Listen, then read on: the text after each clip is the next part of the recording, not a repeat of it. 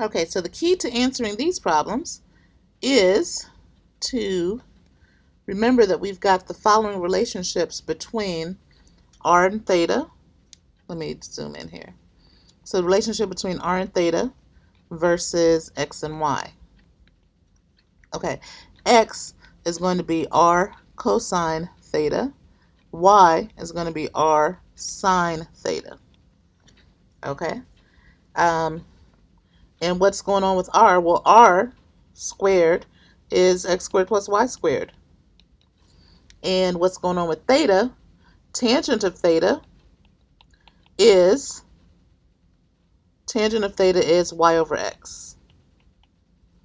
Okay, all right. So let's do this first example here. So r is equal to 3 and theta is equal to pi over 6.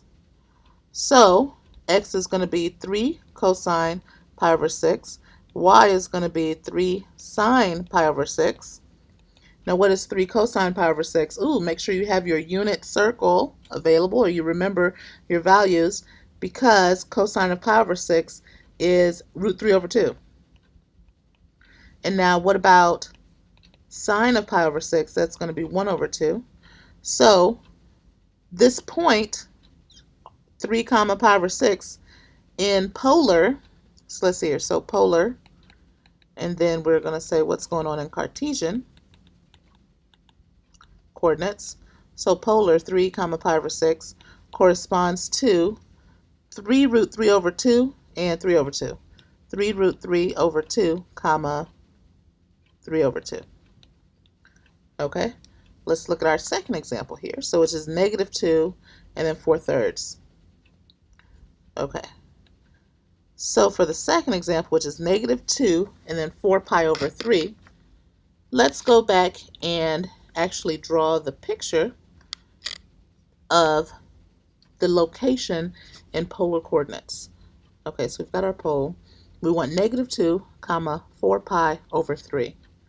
Okay, so I'm going to go out 2 and then I'm going to go around until I hit 4 pi over 3. So this is pi. So now I'm like over here. Okay, so from here to here is 4 pi over 3. And I want to know what is the x and what's the y value. I know that this distance here is 2. The way to do it is to say, now I'm going to overlay my Cartesian coordinates. Okay, so my Cartesian coordinates are in blue. I know that I need my x value, x which corresponds to the cosine. My x value should be negative, right? So my x value should be negative, and my y value should be negative.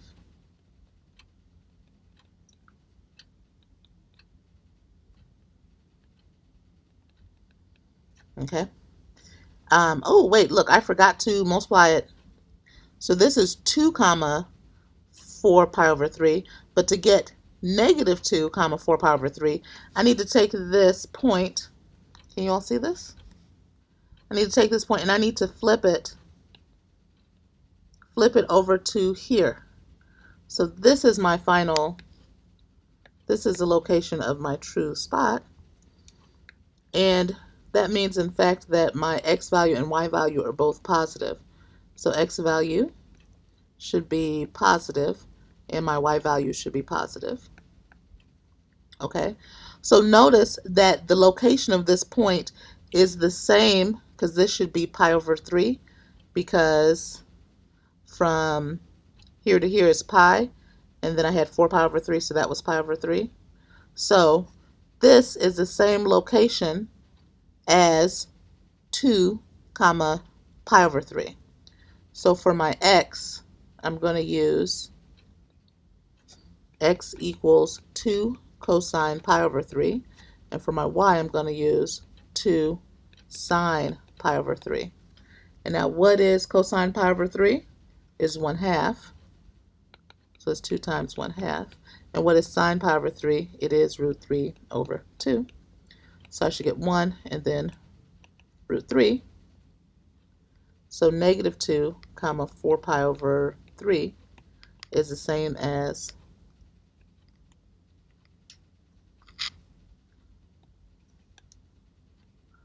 what did we say? 1 comma root 3, 1 comma root 3. Okay, and now let's do the last one, which is negative 3, negative pi over 2. Okay, so I'm thinking that I won't even need to use these formulas for, right, I won't even need to use these formulas for theta and r, because pi over 2 is going to be on one of the coordinate axes. Okay, so let's see here. So let me start off with my pole. I don't want to rush myself. My pole and my polar axis. Now, negative 3 comma negative pi over 2. Okay, so I'm going to go out 3. 1, 2, 3. Go down. Okay, so this is 3 comma pi over 2. To make it negative, sorry, 3 comma negative pi over 2. Can you all see that? It's right. It should be directly below. Okay, so to make negative 3 comma negative pi over 2, I need to flip this up to up here.